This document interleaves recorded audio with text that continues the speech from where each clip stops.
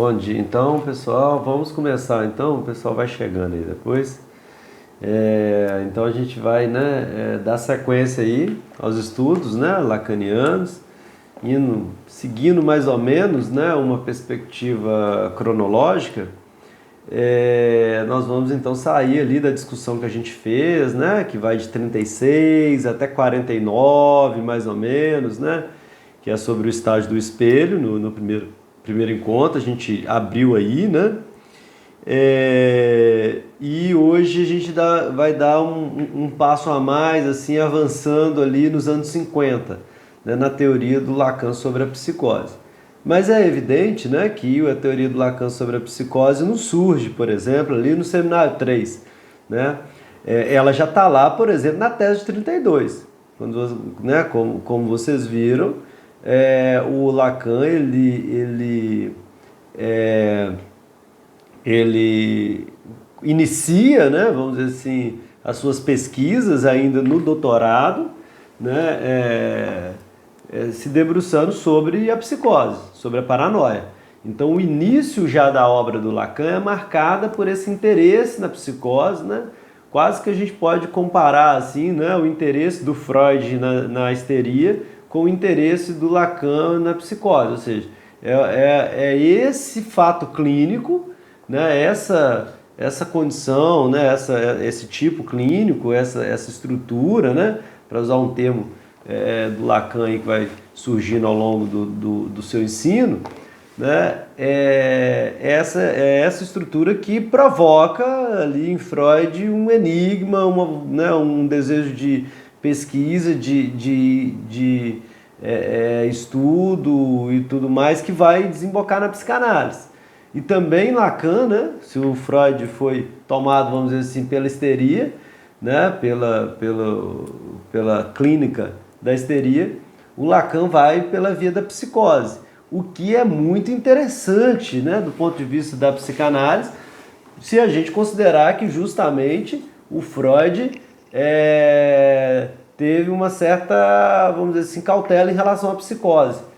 Ele tem textos sobre a psicose, o texto do Schreiber, neurose e psicose, o texto do narcisismo ele aborda, de certa maneira, bem, vamos dizer assim, um olhar bem aguçado ali para a psicose, mas a gente sabe que em termos clínicos, por exemplo, há uma certa cautela do Freud, dizer, olha, a psicanálise, como que ela vai ser, vamos dizer assim, aplicada na psicose,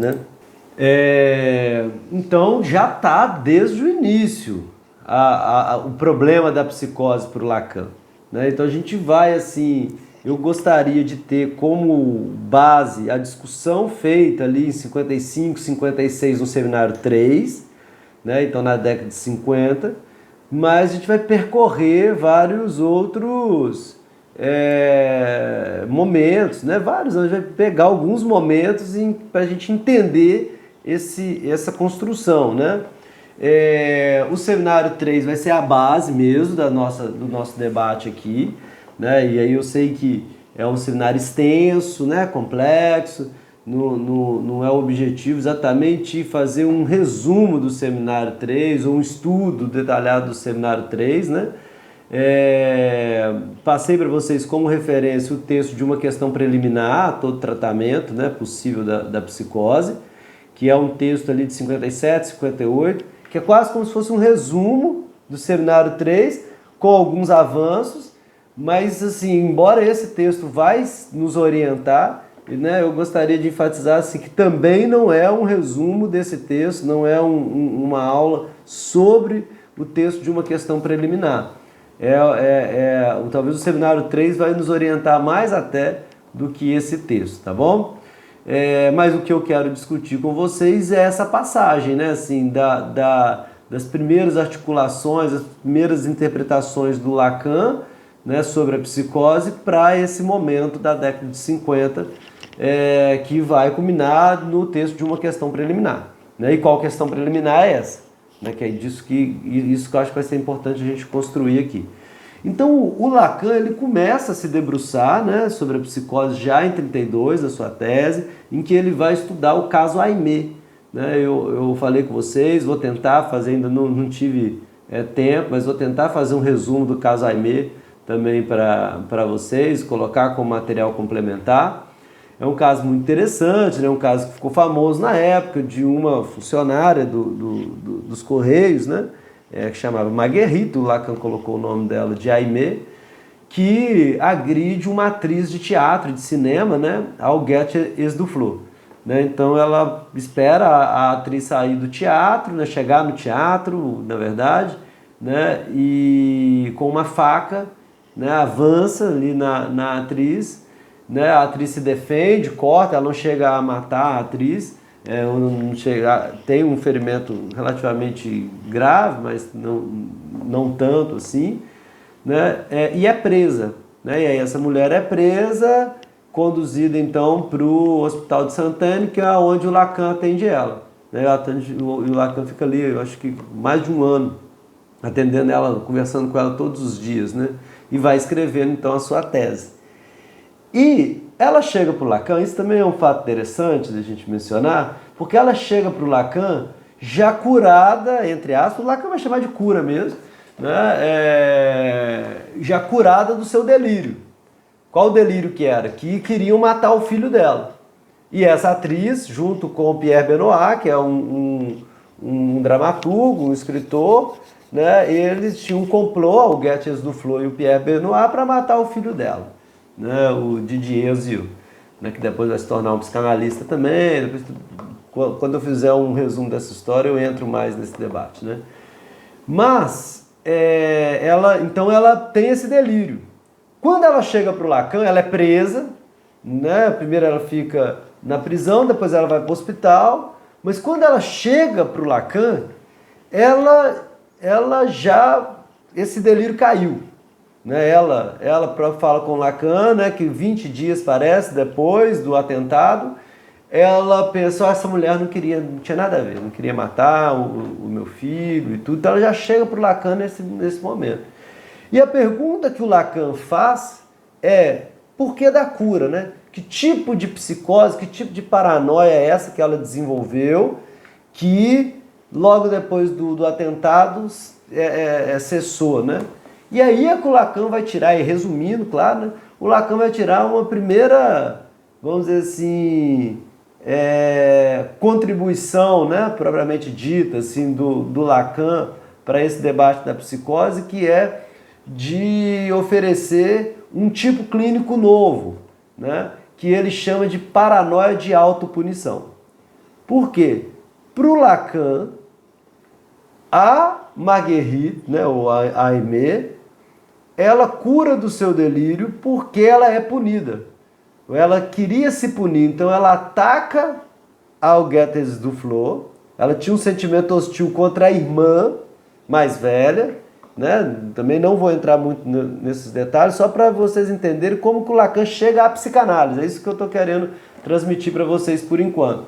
Então ele pensa assim, o Lacan vai entrevistando ela, sente que a questão dela não é com o Geertjes Duflo, não é com a amiga dela, que também é uma perseguidora durante um tempo, né? Mas o problema dela é com a irmã. Ela tem um conflito com a irmã, um ódio, vamos dizer assim, da irmã mais velha, né? Que por vezes tratou ela ali, né? De maneira maternal e tudo, e também com o filho dela, então como se a irmã mais velha quisesse tomar o filho dela.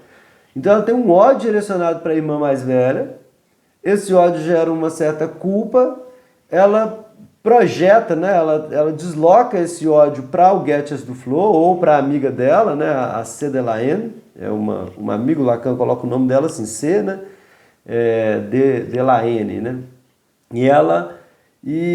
então ela, vamos dizer assim, desloca a perseguidora, né, a perseguidora deixa de ser irmã, passa a ser essas figuras, outras atrizes de cinema também, mas principalmente o Geertjes Duflo, e aí ela, ao cometer o atentado, ela é punida por essa, vamos dizer assim, esse impulso agressivo contra a irmã, e aí ela não precisa mais todo esse deslocamento, esses delírios, né? Então a ideia do Lacan é que se trata de uma paranoia de autopunição.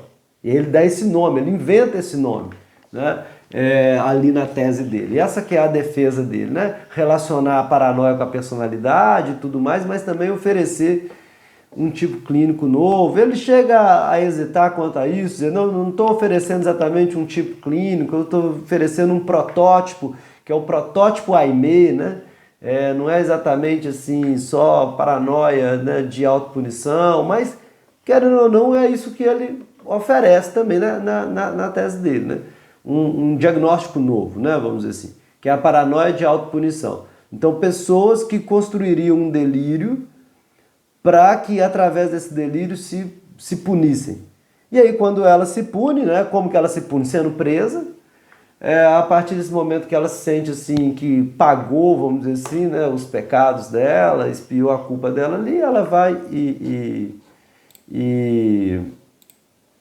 se cura, né? E é esse ponto da autopunição que vai levar o Lacan à psicanálise.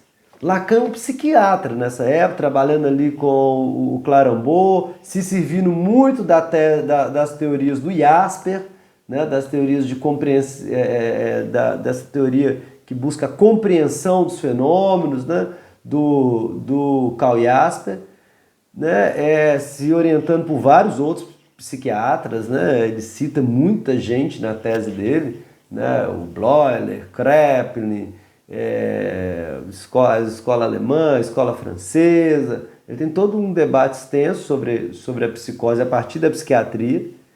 E ele chega no Freud por conta disso. Né? Ele diz assim, inclusive ele vai falar isso com todas as letras, né? Num texto de 1966, que é esse texto, né, de nossos antecedentes, que está nos escritos, e ele diz assim, né, isso não é da tese, tá? Isso já é em 66, já é 30 anos depois da tese, né? Mais de 30 anos depois da tese.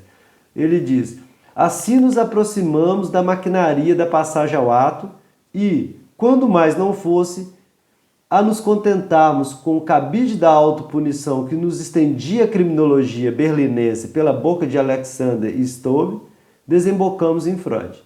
Então ele dá aqui pra gente o passo, né? Ele chega em Freud através a autopunição, né?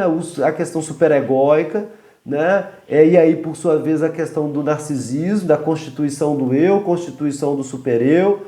Pensando isso no caso Aimé, é que o Lacan vai para a psicanálise. Da autopunição, ele vai para a questão da formação do eu, do narcisismo, e por sua vez desemboca aí, então na teoria do estágio do espelho em 36, né, e depois em 49, e aí ele vai então construindo, agora a partir da tese, construindo uma teoria sobre a psicose com bases psicanalíticas, retornando a Freud. Mas não é um retorno a Freud, vamos dizer assim, no sentido de resgatar as ideias do Freud, né? É um retorno no sentido de criticar também, né? De colocar coisas novas, de se servir do estruturalismo, de se servir do Lévi-Strauss, né? Das teorias de Lévi-Strauss, de se servir da linguística. Então ele faz todo e aí vai criando a sua teoria, né? Todo um aprofundamento, sei lá, assim, né? Um desenvolvimento da teoria freudiana que vai desembocar nesses temas centrais. Então o que eu queria destacar aqui para vocês são os problemas principais do Lacan nesse período, dos 30 até os anos 50. Então ele está discutindo psicose, paranoia, personalidade, autopunição e por sua vez então a questão superegóica, formação do eu, né, estágio do espelho. E é assim que o Lacan, então, como eu ia dizendo, né, ele vai entrar na década de 50, né? São com esses temas que eu mencionei, né? O estágio do espelho, narcisismo, formação do eu, paranoia, autopunição, superego, né? E essa relação entre superego e narcisismo. Então é nesse contexto que o Lacan, então ali, né, depois de ter defendido sua tese em 32, depois de ter elaborado a teoria do espelho, que começa em 36, né, vai ser um texto publicado em 49, por exemplo, que a gente fez o debate, né, ele entra nos anos 50 com esses problemas, né, e aí aqui nos anos 50 já, vamos dizer assim, um psicanalista, né, já fez a sua análise ali por volta de 34, né, então ali, quando a gente entra nos anos 50, o Lacan já é um psiquiatra, vamos dizer assim, psicanalista, né? E ele vai começar então os seus seminários, né? Ele está dando seus seminários, ficou esse seminário de 53 e 54, né? Foi considerado, vamos dizer assim, né? Nessa organização do Millet, o primeiro, o livro 1 do seminário, né? Existem, né, os seminários anteriores, falas do Lacan, né? O Lacan tem uma transmissão muito oral, né? Embora tenha os seus escritos, mas tem essa prática muito oral assim, de transmissão, né?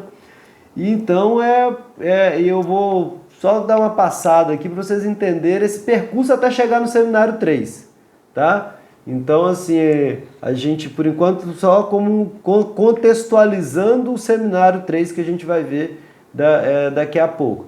Mas, então, depois de fazer todo esse debate aí de 30, 40, né, o Lacan entra nos anos 50, e aí a gente, né, dando destaque para o seminário 1, que acontece em 53 e 54, o Lacan entra avançando essas discussões. E como primeiro, vamos dizer assim, esforço dele de discussão nos anos 50, a gente tem, né, o seminário Os Escritos Técnicos de Freud. Qual que é o debate que o Lacan está fazendo aqui nesse seminário que chama Os Escritos Técnicos de Freud? Embora tenha esse nome, né, Os Escritos Técnicos de Freud, a gente vai ver que um grande problema do Lacan, né, que vai aparecer no título do seminário 2, por exemplo, já é o eu. Desde lá do estágio do espelho, né? Por quê? Quando Lacan vai estudar os escritos técnicos do Freud, ele vai estudar numa perspectiva crítica à leitura que, por exemplo, Hartmann e a Ana Freud, por exemplo, estão fazendo da técnica freudiana. Então ele vai fazer uma crítica, principalmente, é quase um seminário inteiro, fazendo uma crítica à psicologia do eu, né, liderados principalmente pelo Hartmann e pela Ana Freud, que significa mais ou menos o seguinte, de fortalecer o eu, né, aquele fortalecimento do eu para o eu quase como se fosse conter o id, organizar as pulsões. E o Lacan vai dizer que o que Freud sugere nos seus escritos técnicos, e aí o Lacan vai pegar principalmente os conceitos de resistência e de transferência, é um descentramento do eu. Enquanto a psicologia do eu centra, fortalece o ego, a psicanálise, vamos dizer assim, para o Lacan, partindo de Freud, seria uma técnica que descentraliza o eu, que faz o id, vamos dizer assim, emergir, né? Então tem toda uma crítica que o Lacan vai fazer aqui à psicologia do eu e, portanto, ao conceito de eu. Né? Vai dizer assim, o conceito de eu, aí ele vai resgatar o espelho, né, para dizer que o conceito de eu, o eu é formado de uma maneira imaginária, né, numa articulação ali com o outro, né, mas o eu é como se fosse assim, uma espécie de alienação.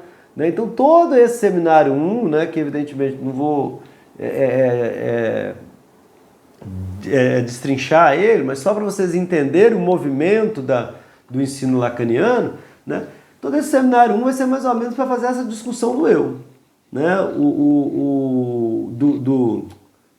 Da técnica, né? Uma crítica à psicologia do eu e, portanto, resgatando a sua própria teoria do eu, a teoria lacaniana do eu. Né? Eu destaquei aí um trechinho só para a gente acompanhar, né? Em que ele diz: por outro lado, ao contrário, todo o progresso dessa psicologia do eu pode resumir-se nesses termos. O eu está estruturado exatamente como um sintoma. No interior do sujeito não é senão um sintoma privilegiado. É o sintoma humano por excelência. É a doença mental do homem.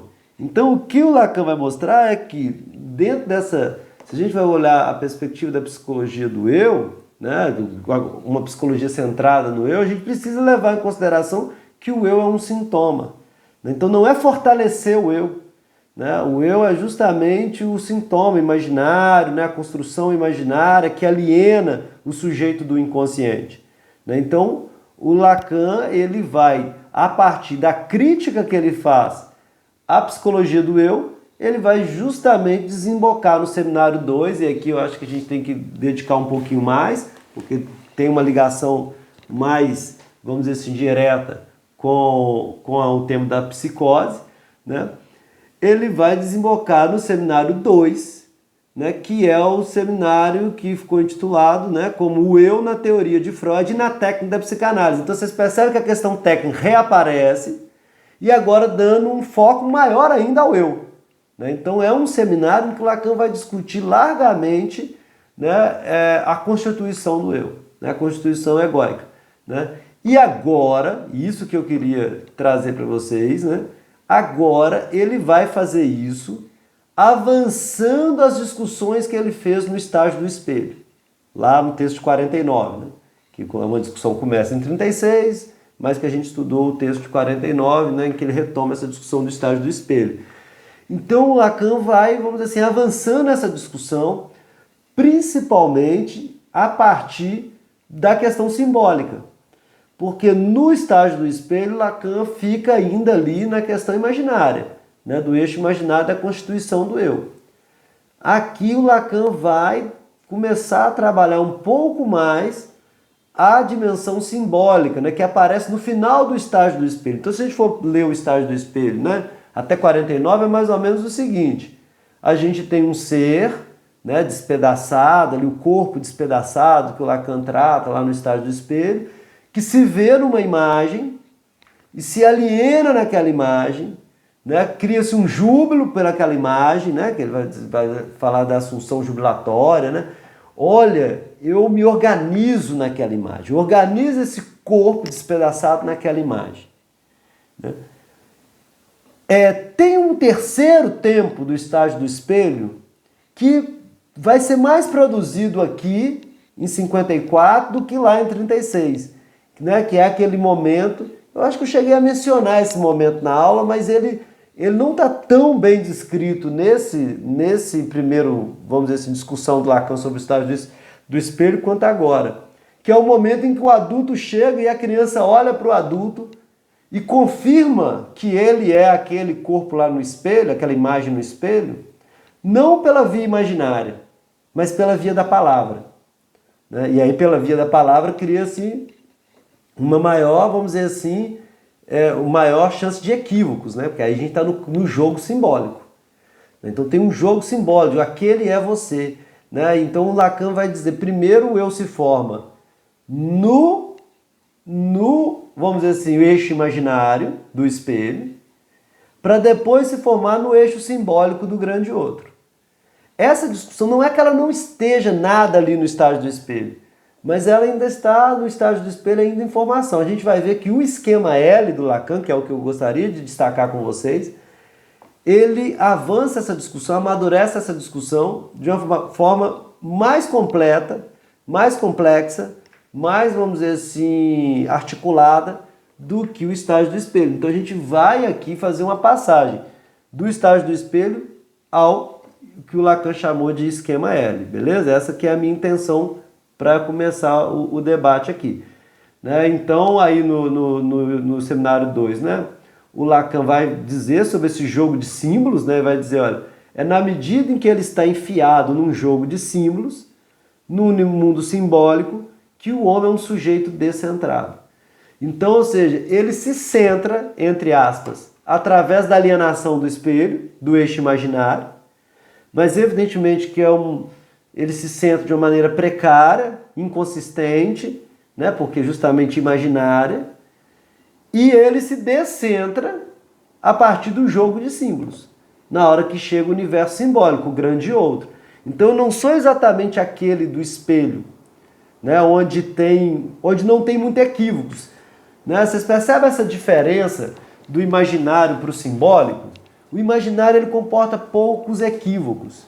Se eu pergunto, eu costumo dar esse exemplo nas aulas, né? Se vocês encontram uma pessoa, vocês viram uma pessoa ontem, e eu pergunto como que é essa pessoa, e vocês pegam uma foto, você tirou uma foto dela e me mostra, isso está no plano imaginário, não está? Eu não crio muitas interrogações, mal entendidos. Claro que tem também, o imaginário não é todo consistente, mas eu vou ver aquela pessoa no campo imaginário, né? Como se cada partezinha, cada pixel, né, vamos dizer assim, daquela foto coincidisse com a referência real lá do sujeito que você encontrou ontem. Se você não tem foto, se você vai só pela via simbólica, sem ser pela via imaginária, se eu pergunto para você assim, como que é a pessoa que você encontrou ontem? E você começa a descrever para mim em termos simbólicos, né? Diz, ela é alta ou ela é baixa? Vocês percebem que tem um campo de equívoco muito maior. Peraí, o que será que você está chamando de alto? O que será que você está chamando de baixo?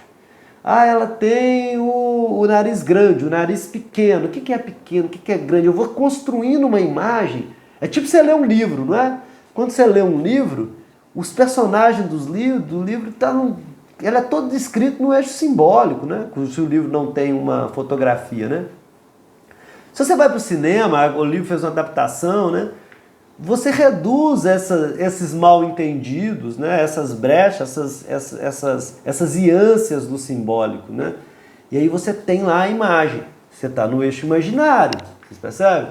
Então, para o Lacan, a formação do eu, ela começa pelo eixo imaginário, ou seja, através do espelhamento, que pode ser pelo espelho físico mesmo, mas pode ser também pelo outro, né? Pela mãe, pelo pai, mas funcionando ali quase como uma espécie assim, de pequeno outro, dizendo exatamente o que você é, né? Ou exatamente no sentido assim, né? Você acreditando que você é aquilo que o outro te devolve, até que você é atravessado por isso que o Lacan chama de grande outro. E o grande outro não é mais um pequeno outro que te devolve sua imagem no eixo imaginário.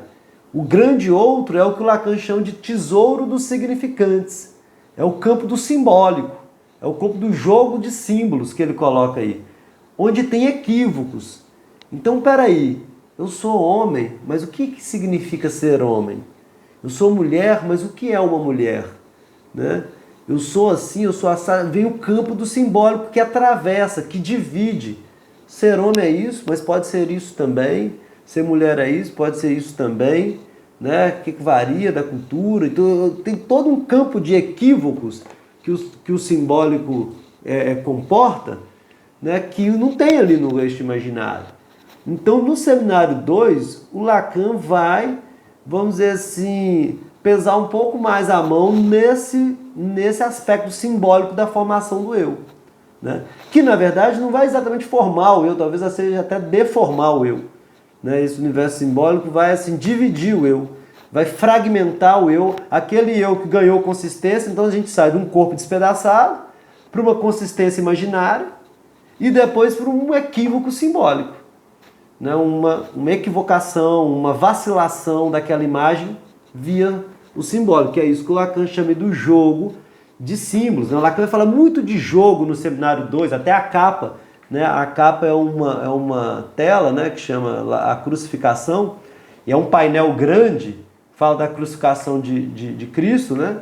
E é engraçado que essa parte da capa aí é um detalhe, é um cantinho desse painel, tem um pessoal jogando dado, né? Em plena crucificação de Cristo, tem um pessoal no cantinho ali jogando dado, né? E aí acaba elegendo como capa do seminário esse jogo de dados ali do cantinho de um painel sobre a crucificação de Jesus, né? E o Lacan vai falar muito de jogo, muito de simbólico, né?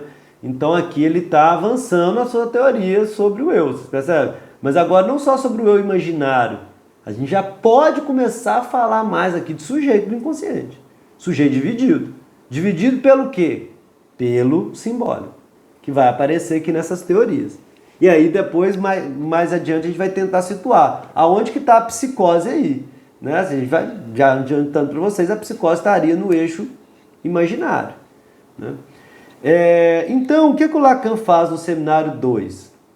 né, que é para a gente se preparar para entrar no seminário 3. Né? Eu queria citar dois esquemas que o Lacan elabora aqui no seminário 2, que vão fundamentar também a discussão da psicose e, portanto, do seminário 3. Né?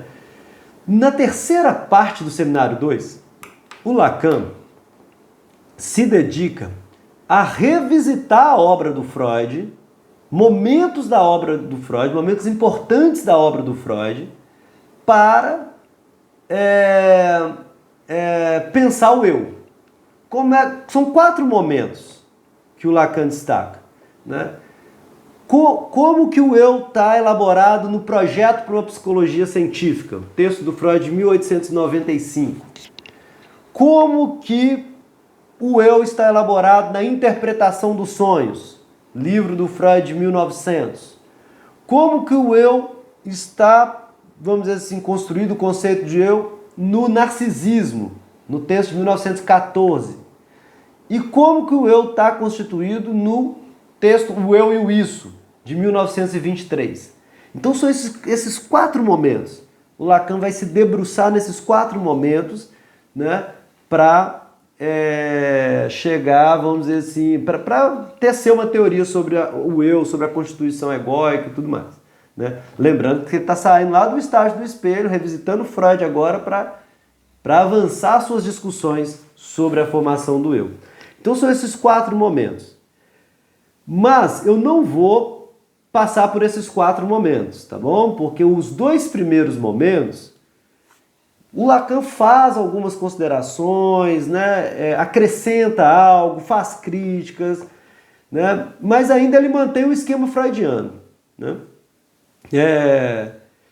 Dos 2 últimos, do Narcisismo e do Eu e Isso, o Lacan elabora um esquema novo, que vai ser o esquema do buquê invertido e o esquema L. Eu queria trabalhar com vocês esses 2 esquemas. Né? Porque se a gente for trabalhar cada parte, a gente vai fazer uma aula sobre o seminário 2. Né? Então não é essa a intenção. Então a gente tem aí esses 4 momentos, né, para a gente discutir o eu na teoria freudiana. Percebam, o título do seminário é esse, né? O eu na teoria de Freud e na técnica psicanalítica. Então a gente tem um primeiro momento, uma primeira discussão, que é sobre o projeto por uma psicologia científica. Aí o Lacan chama esse esquema de mecânico, vai retoma todas as questões lá do projeto, né? Do neurônio φ, neurônio psi, neurônio ômega principalmente, porque o eu vai estar mais aí nesse nível da consciência. Eu não vou entrar nesse debate, vou passar um pouco, né? Passar bem rápido.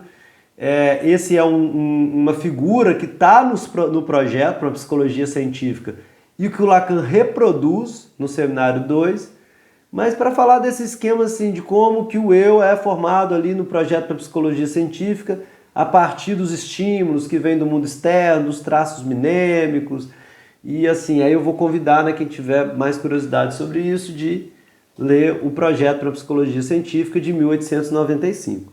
Aí o Lacan faz um debate, sem apresentar um esquema, vamos dizer assim, lacaniano. O esquema aqui ainda é o esquema freudiano, mesmo com algumas ressalvas, com algumas considerações, algumas críticas do Lacan.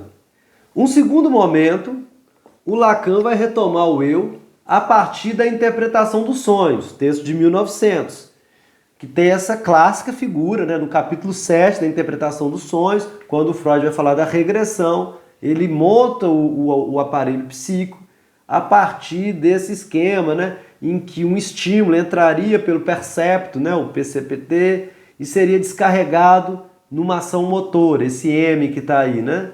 E aí a gente teria o inconsciente, mais próximo da ação motora, a gente teria o consciente, teria o recalque, tem toda uma discussão que o Freud vai fazer a partir desse esquema, que eu também não vou entrar aqui. E aí fica, né, para quem tiver curiosidade de ler lá o capítulo 7, principalmente a seção B do capítulo 7, tá, da interpretação dos sonhos, onde o Freud elabora essa teoria, né, sobre o aparelho mental e, portanto, também ali sobre o eu. E o Lacan vai retomar esse mesmo esquema, né, do Freud, não vai propor um esquema novo, vai ser esse esquema do Freud. Ele vai fazer uma consideração muito interessante, que é muito curiosa, que ele pensa que esse esquema do Freud separa muito a percepção e a consciência, porque a consciência estaria lá perto do M, né? Lá perto da descarga motora, e o percepto estaria aí no PCPT, né? Recebendo os estímulos. Então Lacan ele propõe que a gente veja esse esquema do Freud como um círculo, que a gente pega o M e o PCPT e dobre ele assim, né?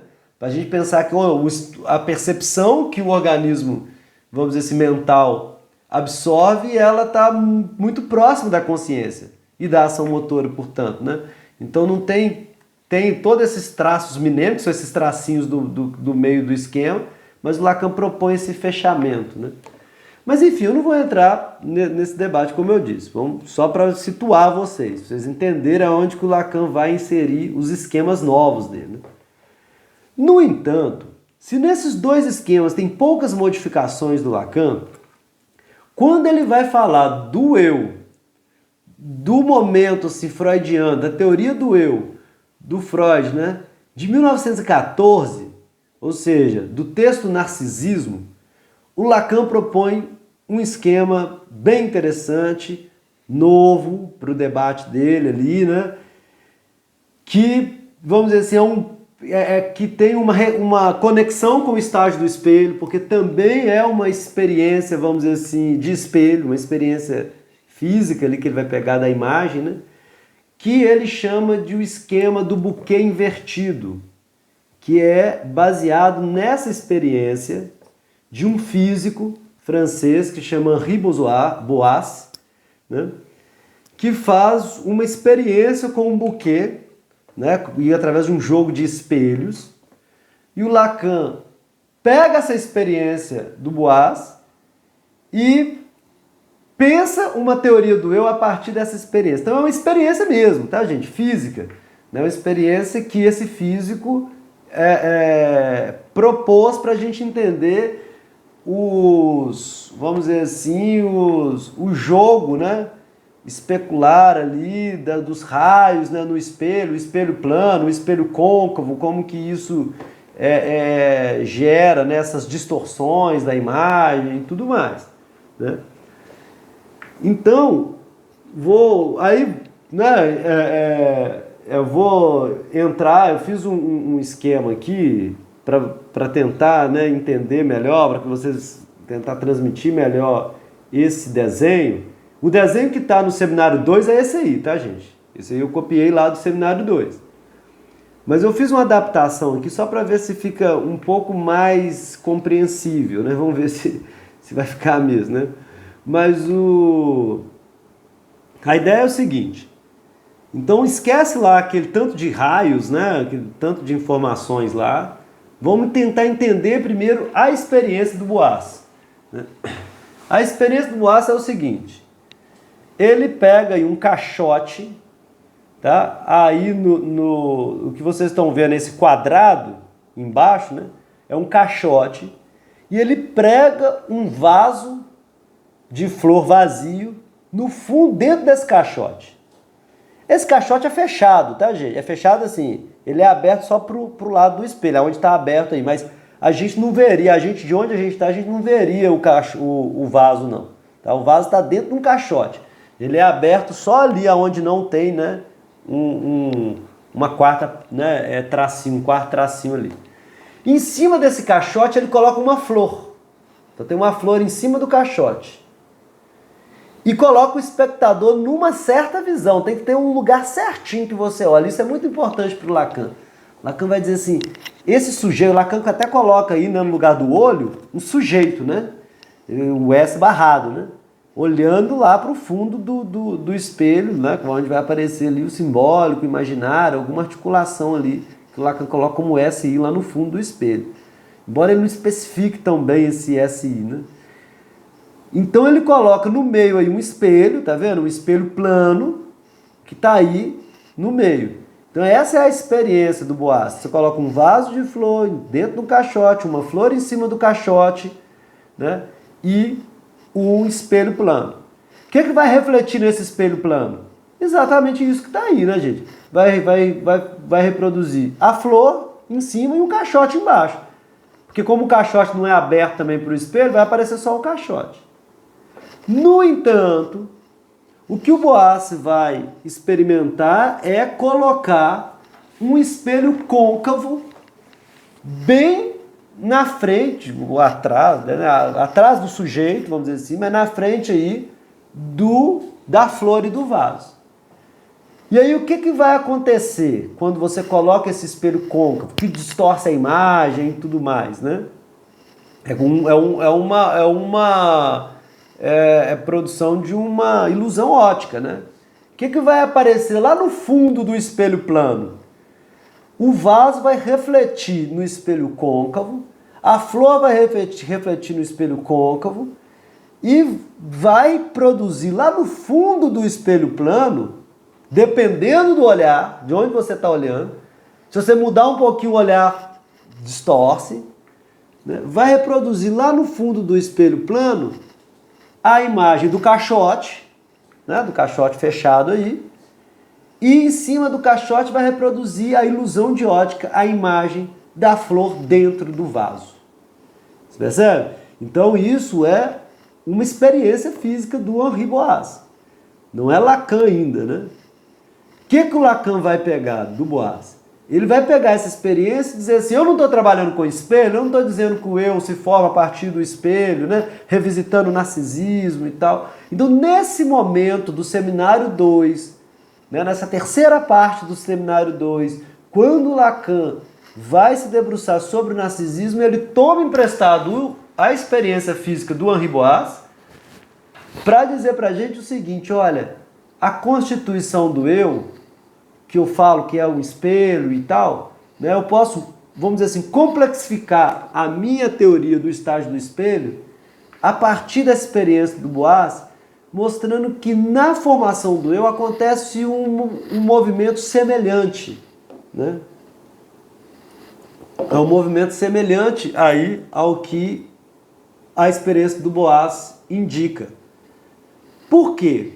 Aí o Lacan vai começar e isso é num seminário, né, gente? Numa transmissão oral ali, né? Que a gente tem a transcrição. O Lacan vai na aula dele se servindo da experiência do Boas para mostrar a construção do eu. E o primeiro ponto que o Lacan destaca é que o vaso de flor que está aí embaixo, né? Ele pode ser entendido com esse corpo despedaçado da experiência do espelho. Vocês lembram que a criança começa com o corpo despedaçado, ela ainda não viu sua imagem no espelho, né? Então ela não unificou esse corpo, ela não produziu essa unidade, né?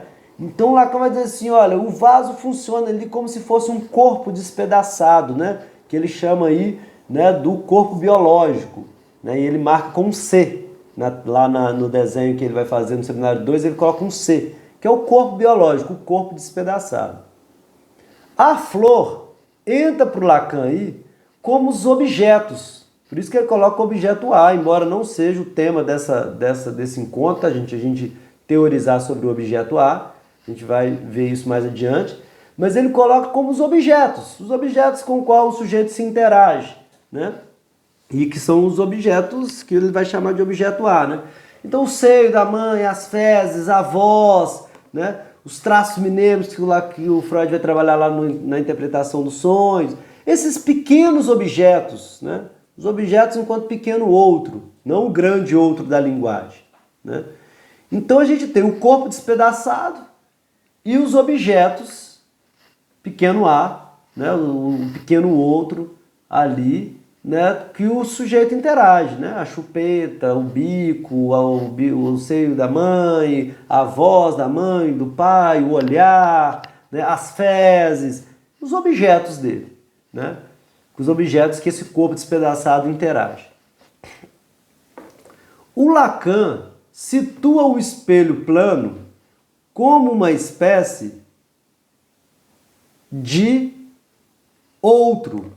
Por isso que ele coloca aí o A, né, de autre em francês, né? Mas agora o espelho plano ocupa o lugar de grande outro. Então é no grande outro, nessa imagem que vai aparecer lá no fundo do espelho, né? Então a flor aí ele coloca no fundo do espelho como A', né? E o vaso ele coloca como I', A, né? Ou seja, uma imagem do objeto A, né? Uma imagem que circunscreve o objeto A. Então esse corpo despedaçado, ele ganha uma consistência, uma forma, e ele, vamos dizer assim, produz, entre aspas, né, gente, vamos dizer assim, a imagem perfeita, né? Porque essa imagem é a imagem perfeita, vamos dizer assim, onde que o vaso está dentro da flor, né? Então a flor é o objeto A, o vaso, embaixo aí do caixote, né, é o corpo biológico, o espelho plano é o outro, o grande outro, que a gente interage, e o espaço virtual do espelho plano, ou seja, lá dentro do espelho plano, a imagem que reflete é a imagem de A que engloba o objeto, né? E forma uma unidade, que eu estou brincando aqui nisso, o Lacan não usa essa expressão, mas como se fosse a imagem perfeita, o encaixe, né? Encaixou, ali apazigua qualquer angústia, né? Olha, a flor está dentro do vaso, eu vejo lá na imagem, essa imagem certinha ali assim, né? Onde o objeto A está emoldurado pela imagem do meu corpo, do meu eu, né? Só que o Lacan vai destacar muito que isso depende da posição do olhar. Se o olhar muda um pouquinho, o que acontece? A flor sai do vaso. E aí causa uma angústia, né? O objeto A está fora, né, do lugar que ele deveria estar. Então o Lacan vai trabalhar toda a questão do narcisismo, né, que é o que ele está relendo, ele vai reler o narcisismo do Freud a partir desse esquema. E vai pensar os momentos, por exemplo, de surto, os momentos de crise de angústia, seja da neurose, seja da psicose, por enquanto, tá, gente? Como o momento em que a gente vê a flor fora do vaso. A flor não está encaixada, né? A Marie-Hélène Bruce, uma psicanalista, né, ela tem um exemplo muito interessante sobre isso. Ela fala do cabelo dela, né? Ela fala assim, não, que eu tenho um cabelo, gosto muito do meu cabelo, etc e tal. Eu olho no espelho e o cabelo tá lá, vamos dizer assim, fazendo parte do meu ser, né? Vamos dizer assim. Só que se eu vejo aquele cabelo que cai, o cabelo no ralo do banheiro, né? Ou seja, é o mesmo cabelo meu, mas fora do meu corpo, né? Ou deslocado, ou se eu passo diante de um espelho na rua e que reflete a minha imagem, ou alguém tira uma foto minha que eu estou numa posição que eu não estou muito acostumado, que quando eu vou lá no espelho, eu me preparo, eu sei os ângulos melhores, né? Eu me organizo, vamos dizer assim, para me ver no espelho, né? De repente, se alguém tira uma foto, se eu vejo um reflexo rápido da minha própria imagem, eu tomo um estranhamento, né? Quem assim não nasceu, vamos dizer assim, já muito imerso nesse sistema de filmagem, gravações do smartphone, do celular, né? Isso era mais frequente, né? Há um tempo atrás, a experiência com a voz, né? As pessoas estranhavam demais gravar a própria voz. Eu lembro assim, quando era criança e tudo, tinha aquele meu primeiro gradiente, né? Aí o pessoal gravava na fita, no microfone, e muita gente ria, né? Falava assim, nossa, minha voz é assim, né? Eu não sabe. Ou seja, a minha voz deslocada do meu corpo, ela causa um estranhamento, né? Como se a flor saísse do vaso, né? É claro que hoje, quando a gente escuta muito mais a nossa voz, né? Em áudio que a gente manda, em vídeo que a gente faz, isso a gente vai perdendo o estranhamento, né? A gente vai encaixando a flor dentro do vaso de novo, né? Mas o que a Marie-Hélène Bruce está falando, ou o que o Lacan está trazendo, né? É que há um momento em que a coisa se desfaz, né? Que é um momento em que essa unidade se deforma. E seriam esses os momentos de crise, de angústia, de surto, né? De novo mostrando pra gente, vocês percebem, que o eu é vamos dizer assim, uma formação imaginária, né? Uma montagem imaginária, ilusória, é ilusão, né? A gente se organiza ali a partir de uma ilusão de ótica. É isso que o Lacan está mostrando aqui no seminário 2. E aí, para finalizar, né, essa discussão do seminário 2, o Lacan revisita no Freud o eu e o isso, o texto de 1923, que o Freud escreve sobre o eu, o isso, o super-eu, né, quando ele vai propor a segunda tópica. E aí, de novo, para revisitar esse esquema, esse debate, o Lacan traz um esquema novo. Vocês percebem, vocês lembram que no primeiro e no segundo momento que ele vai estudar Freud, no projeto e por interpretação dos sonhos, ele não coloca um esquema novo. Lá ali no narcisismo é o esquema do buquê invertido, então já é o esquema lacaniano propriamente dito. E agora também um esquema novo, o que ele chamou de esquema L. E aí, esse esquema vai servir mais pra gente, tá, gente? Pra gente pensar a psicose, vai servir muito. É um esquema assim, que tá lá, por exemplo, no texto sobre psicose, né, de uma questão preliminar. O texto que a gente estudou. Aí ele vai desdobrar o esquema L em esquema R, né? Não vou entrar nessa questão do esquema R não, mas pelo menos o esquema L é importante pra gente pensar as psicoses. Então, o que o Lacan, como que ele desenha o esquema L, né? Revisitando lá o eu e o isso. E claro, gente, revisitando toda a obra do Freud, tá? O narcisismo, o projeto, a interpretação dos sonhos, né? Isso não é tão separadinho assim no seminário 2, não, né? Mas ele parte do eu e o isso aqui.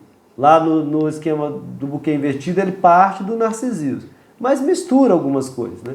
Ele vai propondo esquemas para a gente pensar a constituição do eu. E olha como ele desenha o esquema L, né?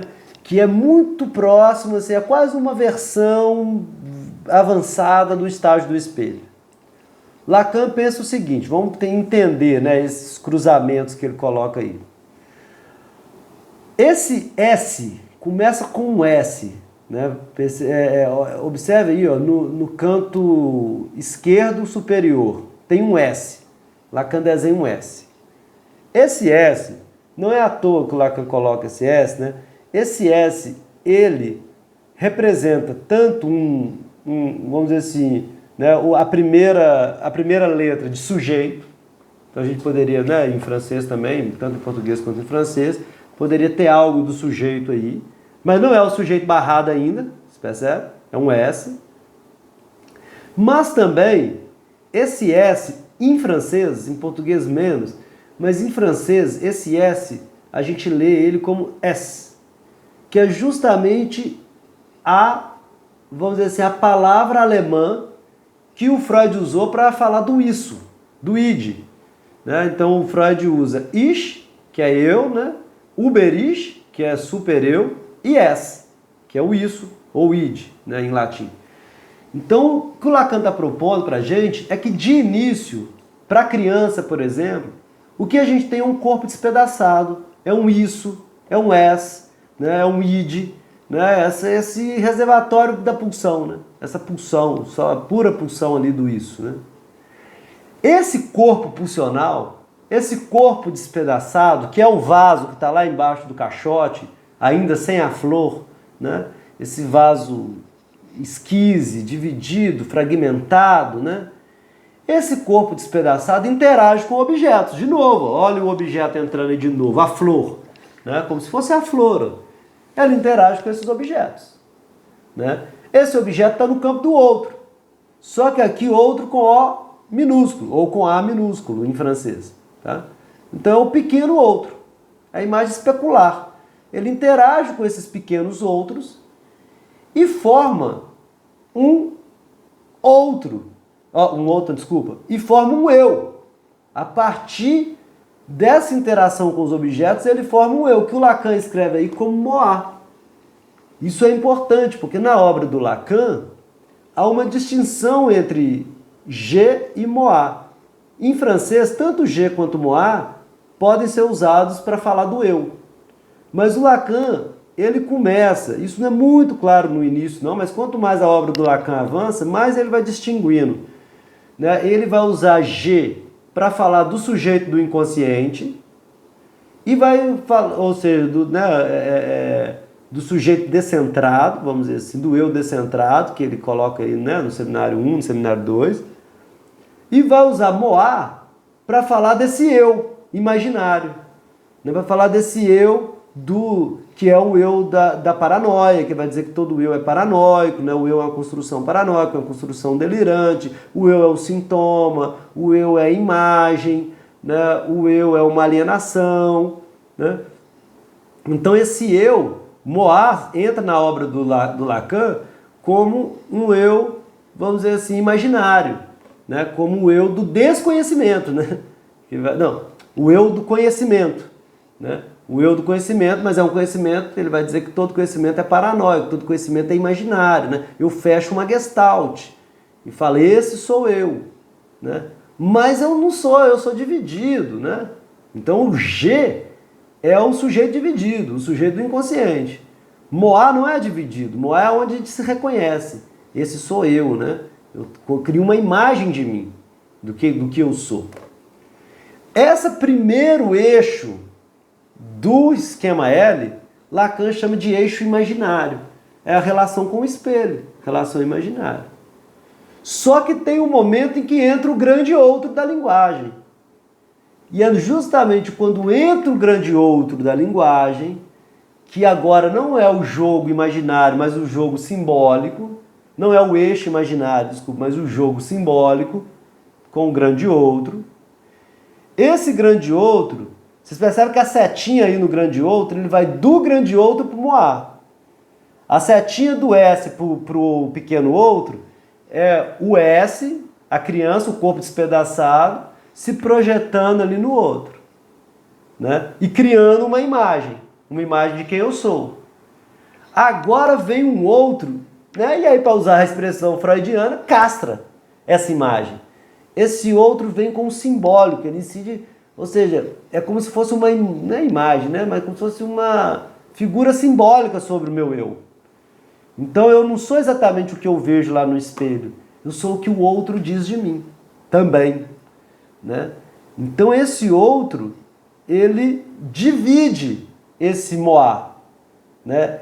E aí a gente vai ter como incidência, isso vai incidir lá no S, vai barrar o S. Tá? E eu não coloquei, né, o S barrado, mas o S está aí tá como S, mas o efeito disso vai ser barrar o S, construir o sujeito. Beleza? Então é esse jogo de espelho, mas também um jogo simbólico, que vai aparecer no seminário 2, mas o esquema L, ele aparece pela primeira vez na carta roubada, tá? No seminário sobre a carta roubada, um pouco antes ali do seminário 2, né? Não, mas ele aparece no seminário 2 e também na carta roubada. Não sei se a carta roubada é antes, não. Mas esse esquema eu tirei da carta roubada, né? E vai aparecer de novo de uma questão preliminar para todo tratamento possível da psicose. Então Lacan escreve aí, né? Essa dialética da intersubjetividade, cujo uso necessário demonstramos ao longo dos 3 últimos anos de nosso seminário no Sant'Anne, desde a teoria da transferência até a estrutura da paranoia, apoia-se facilmente no seguinte esquema duramente familiar para nossos alunos, e onde os dois termos médios representam o par da objetivação imaginária recíproca, que destacamos no estágio do espelho. Então esse eixo imaginário, que eu estou chamando de relação imaginária, é o que está destacado no estágio do espelho. O que isso tem a ver com psicose? Para a gente entrar no seminário 3, né? Lacan vai situar a psicose justamente como um desenvolvimento na constituição subjetiva que, mais ou menos assim, que estaciona aí na relação imaginária. O problema da psicose por Lacan seria esse, né? Que essa incidência do simbólico, que aí ele vai chamar de nome do pai, daqui a pouco a gente vai nomear isso de forma diferente no seminário 3. Mas ele já está aqui, a fora-clusão do nome do pai, que a gente vai ver mais adiante. Essa incidência do grande outro, que castra o eu, não está presente na psicose.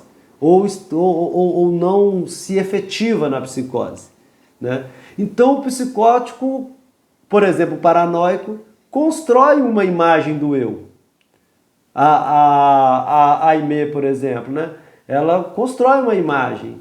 Eu sou essa mulher que é uma romancista, que o príncipe de Gales está apaixonada comigo, que o Pierre Benoit descreve minha vida nos livros dele, em parceria com o Guettes do Flor, né, e estou sendo perseguida. Ela constrói uma imagem do seu ego. Mas ela, como se ela tivesse dificuldade de vacilar essa imagem, de pensar assim, será que é isso mesmo? Será que, né? Eu sou isso, eu não sou, como é que eu divido esse eu, né? Então isso é a paranoia. A paranoia estaria aí nesse eixo imaginário, mais perto do Moá. A esquizofrenia, ela já estaria mais próxima do S, né? Porque a esquizofrenia justamente seria uma dificuldade de formar essa imagem. Por isso que a esquizofrenia tem muito mais surto, muito mais disruptura, né? Muito mais desorganização, né? E às vezes a esquizofrenia até se organiza imaginariamente, né? A gente tem a esquizofrenia paranoide, por exemplo, né? Mas a esquizofrenia estaria mais próximo do corpo despedaçado. A paranoia estaria mais próxima da imagem do eu Moá, do eu egóico. E a neurose estaria mais próxima dessa castração do outro, da entrada no simbólico, que divide, né? O sujeito, inclusive o Lacan escreve aí, o eixo do inconsciente. Tem o eixo da relação imaginária e o eixo do inconsciente. Porque o simbólico promove o recalque primordial, né? Alguma coisa que barra o inconsciente, que o inconsciente deixa de atuar ali de forma mais, vamos dizer assim, no real, né? Mas ele tem um tratamento simbólico. E aí uma parte fica, vamos dizer assim, recalcada, né? E outra parte vai ser simbolizada, né? E aí sendo simbolizada vai ser equivocada. Então é mais ou menos essa dimensão que o Lacan está trazendo para a gente aqui na Carta Roubada, no Seminário 2, no texto de uma questão preliminar e no Seminário 3. Então, tudo isso é para a gente entrar no Seminário 3. Então, o Lacan elabora esses esquemas no Seminário 2, mas ainda não são seminários que, pelo menos assim, ele fala de psicose, mas vocês veem que ele não nomeia se esse seminário é sobre psicose, né? Mas tá ali, a psicose tá na discussão sobre o buquê invertido, tá no esquema L, tá ali no seminário 2. Mas aí, em 55, 56, né? Em 55, 56, ele vai dedicar o seminário dele, então, às psicoses. Percebam que é tema lá de 32. É o tema principal do Lacan, nesses anos todos aí, né? De 30 até 50, quase 60 ali, é o tema principal do Lacan, são as psicoses. A formação do eu, estágio do espelho, personalidade, todos esses temas que a gente está falando aqui. E aí, então, ele constrói o seu seminário, né, onde ele vai desenvolver o que ele chama de questão preliminar para o tratamento da psicose. O que significa isso? É uma questão que a gente, né, a primeira coisa que a gente precisa pensar, né, é uma condição para a gente, para a psicanálise, vamos dizer assim, abordar a psicose, é pensar essa questão, vamos ver que questão é essa que vai surgindo ali ao longo do ano de 55, de 56, e que depois vai gerar o texto de 57, 58. Beleza? Então vamos lá, né? De novo, né? Não vou fazer um resumo aqui do seminário 3, né? Vou pegar parte por parte e tudo, mas eu quero pegar o desenvolvimento de uma ideia, né? Que é isso que ele chama de questão preliminar. Qual que é essa ideia? Essa ideia começa com uma releitura do Édipo freudiano. Então o Lacan ele vai ler o Édipo freudiano não tanto numa perspectiva, vamos dizer assim,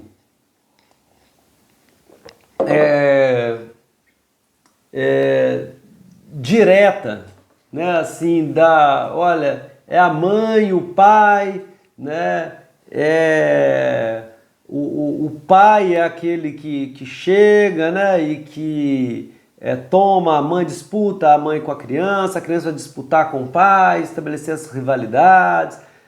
O Lacan vai ler o Édipo de uma forma, vamos dizer assim, um pouco mais simbólica, né? Principalmente a partir de alguns conceitos do Lévi-Strauss, de eficácia simbólica, de estrutura, então, de função simbólica. Então, o Lacan vai ler o Édipo freudiano muito mais em termos de funções do que exatamente assim, o pai, a mãe, né? Função paterna, função materna. Não que com isso, tá, gente, resolva os problemas, né, assim, da psicanálise em relação, por exemplo, à questão de gênero, né? A gente continua nomeando essas funções com significantes, né, pautados nessa divisão de gênero, né, cultural e tudo, né? Não estou dizendo que isso resolve o problema, mas leva ele para um outro nível. A gente não está falando exatamente de pai e mãe, seja biológico ou o pai e a mãe enquanto pessoa física ali. O Lacan vai ler o Freud dizendo assim, olha, tem alguma coisa da função. E qual que é a função que o Lacan vai atribuir ao pai? É a função lá do esquema L. É a função do outro. Vocês lembram? Vamos resgatar o esquema L. É o S interagindo com objetos, A, formando um eu imaginário, Moá, e tem um outro que incide nesse Moá. Essa é a função. Isso é o Édipo para o Lacan. Então, para o Lacan não é tanto uma questão assim, exatamente só erótica, né? Tem todo esse jogo erótico, essa tragédia erótica, esse drama erótico que o Freud resgata. Mas para o Lacan, o que é mais importante, aí tem a ver com o que a gente estava falando de lei, justiça, farda, signos, né? Dessa ordenação. Né? Para o Lacan, a castração é a incidência do grande outro da linguagem nesse Moá que se forma de maneira ali imaginária. Né? Então, para o Lacan, o complexo de Édipo freudiano, ele é, no fundo, a ruína do imaginário. O complexo de Édipo, pro Lacan, é a forma como cada sujeito entra no universo simbólico e, portanto, arruína, fragmenta, precariza, descentraliza o eu imaginário, aquele eixo imaginário. Né? É claro que ele não deixa de existir, tá, gente, para o neurótico. O neurótico está aí lidando com as suas imagens o tempo todo, mas se essa imagem é abalada, o neurótico angustia, entra em crise de pânico, tudo pode acontecer várias coisas. Mas ele não surta exatamente, né? Um surto psicótico. Não tem uma disruptura tal qual o psicótico. Ele tem elementos simbólicos para lidar, né, com essa ruptura, com essa ruína do imaginário. Né? E na psicose o imaginário ainda está lá, assim, presente. Né? Ou quando a ruína, a gente tem um surto esquizofrênico. A gente tem uma disruptura, uma fragmentação, quase um retorno ao corpo despedaçado. Né? Então, o Lacan escreve assim, ó, aí, mas não exatamente no início, né? Mais para o início aí do seminário. O complexo de Édipo quer dizer que a relação imaginária, e essa relação constrói, por exemplo, com a mãe, né? Ou com quem faz a função materna, que é de construir uma imagem a partir dali dual, né? A criança-bebê, essa alienação, né? Eu praticamente faço parte da mãe, eu sou o que a mãe reflete de mim, né? Então essa relação imaginária, conflituosa, incestuosa nela mesma, nesse sentido, vocês veem que até o uso que o Lacan vai fazer da palavra incesto está pautada nessa relação imaginária. Né? Então essa relação imaginária, conflituosa, incestuosa nela mesma, está destinada ao conflito e à ruína. O complexo de Édipo seria isso, arruinar essa relação. Não é demais dizer, é preciso aí uma lei, uma cadeia, uma ordem simbólica, a intervenção da ordem da palavra, do grande outro. Isto é, do pai. Não o pai natural, mas do que se chama pai. Então aqui a função paterna, vocês percebem esse deslocamento, né? Ou seja, O que está em jogo para o Lacan não é o pai, né? O pai natural, né? Mas o que se chama pai, aquele ou aquela que aparece com a lei, com a palavra, né? Que joga a coisa para o simbólico, que equivoca a imagem do eu que essa criança está formando ali. Então, aqui a gente tem uma releitura do complexo de Édipo no seminário 3. Mas vocês veem que é fundado no esquema L, que por sua vez é um desdobramento do buquê invertido, que por sua vez é uma complexificação do estágio do espelho, lá de 36 de 49 que a gente estudou. Então, para o Lacan, o que acontece na psicose? Essa lei, né, essa ruína do imaginário não acontece. Essa ordem simbólica não aparece, ou aparece precariamente, né? Não tem uma eficácia. E é isso que ele vai chamar de uma Verwerfung. O que significa isso, né? Que ele vai resgatar lá no texto do Freud, do Homem dos Lobos, né? O Lacan, ele vai dizer que ali onde na neurose aparece uma Verdrag, um recalque, que vem uma lei, né? Essa lei aparece e essa lei, vamos dizer assim, joga a coisa para o simbólico, permite uma entrada no simbólico, isso seria o recalque, né? Isso é importante de pensar. O recalque ele não é a eliminação de uma ideia, de um representante psíquico, de um representante afetivo. O recalque não elimina nada. Essa é uma leitura eu acho muito importante que o Lacan faz. O recalque não elimina. O recalque substitui. Tanto é que tem um retorno do recalcado. O que significa isso, dizer que substitui? Significa que faz uma metáfora. Significa que, vamos dizer assim, simboliza. Então vamos dizer assim, a Ana O. A Ana O tem um desejo, sei lá, de ir para a festa, de largar o pai doente ali, ir para a festa dançar, né? E curtir lá, ela ouve uma música, né? Tem algumas cenas assim, acho que é da Ana O mesmo. Ela está lá cuidando do pai doente, dorme em cima do braço, e ela tem uma pulsão, um desejo de ir para a festa. E ela não pode porque ela tem que cuidar do pai. E ela dorme em cima do braço. Aí ela tem uma paralisia no braço no outro dia. O que aconteceu com o desejo de ir à festa, vamos dizer assim, né? Ele não foi eliminado, ele não foi rejeitado, ele não foi excluído, ele não foi banido, ele foi transformado simbolicamente num braço que não está mexendo agora. Vocês percebem? Ou seja, então é um simbólico. Recalque para o Lacan é uma simbolização, na verdade. É você joga algo para o inconsciente e no consciente você simboliza isso de outra maneira. Então você está no mesmo jogo, você não rejeita.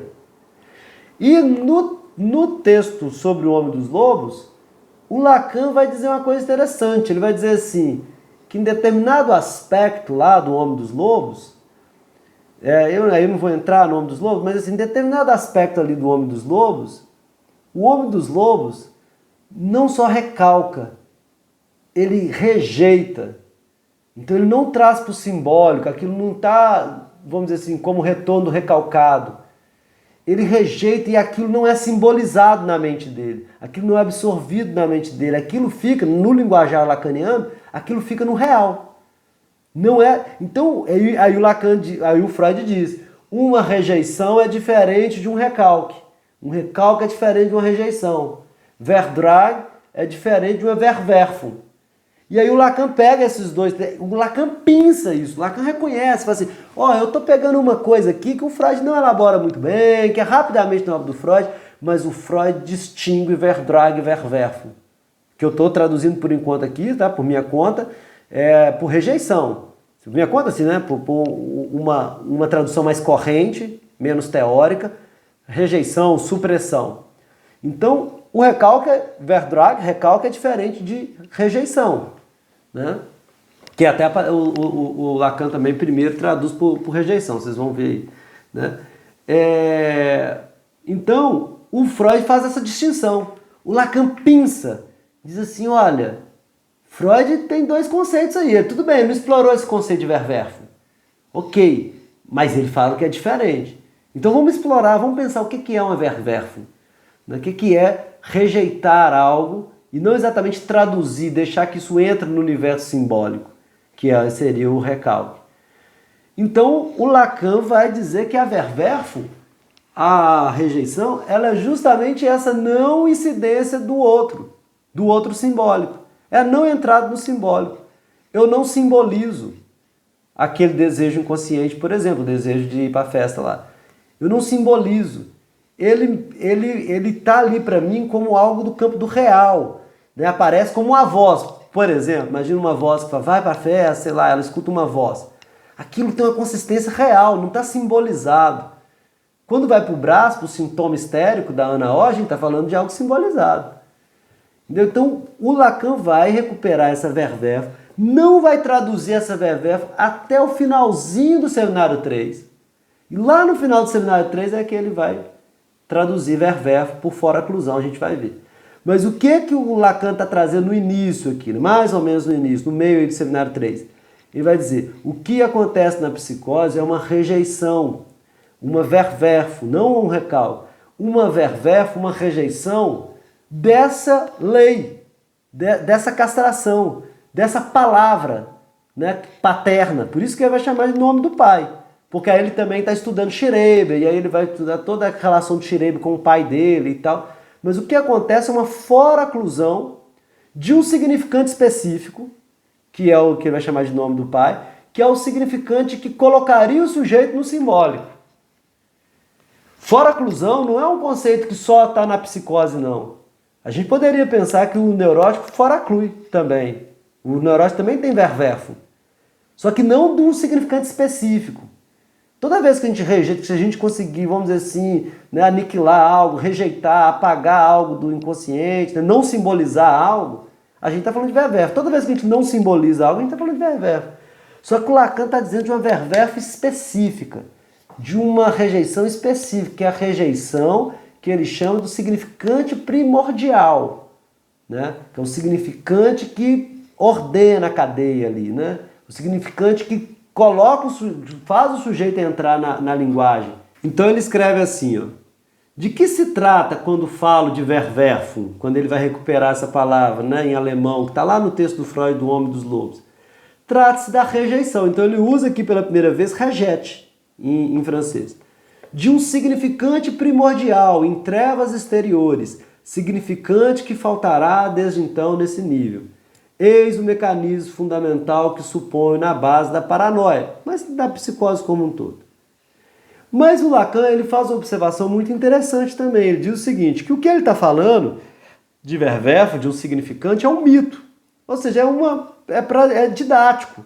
Não é que teve uma terça-feira, né, que aquela criança estava ali e tal, e rejeitou um significante, uma palavra específica da mãe, do pai, que seria a Verwerfung e tudo, né? É um mito.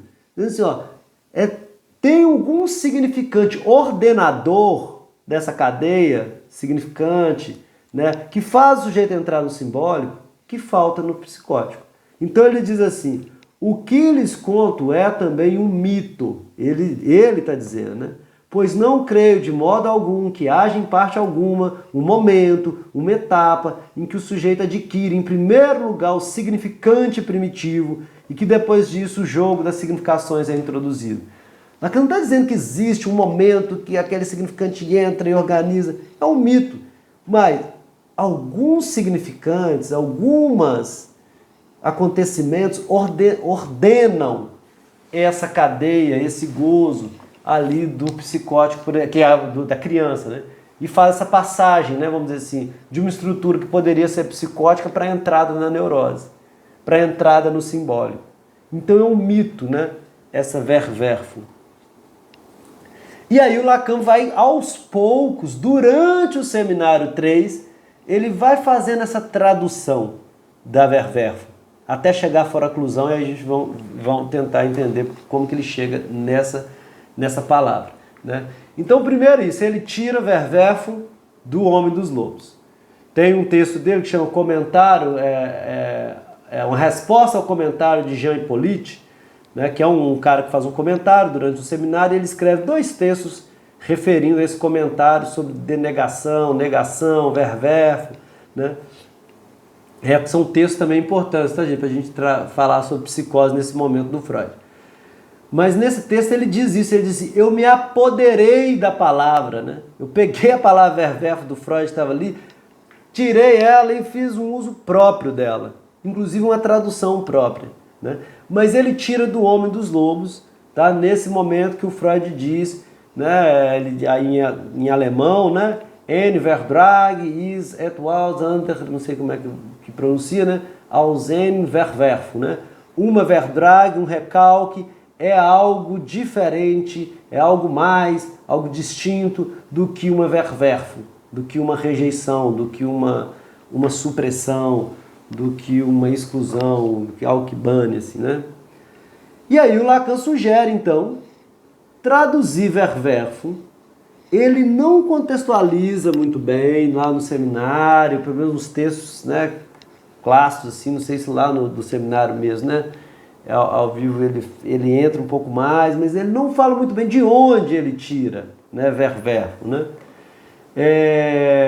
O Rabinovich, né, tem esse livro que chama A Foraclusão, ele sugere alguns lugares que o Lacan pode ter tirado, né, pegado o termo foraclusão.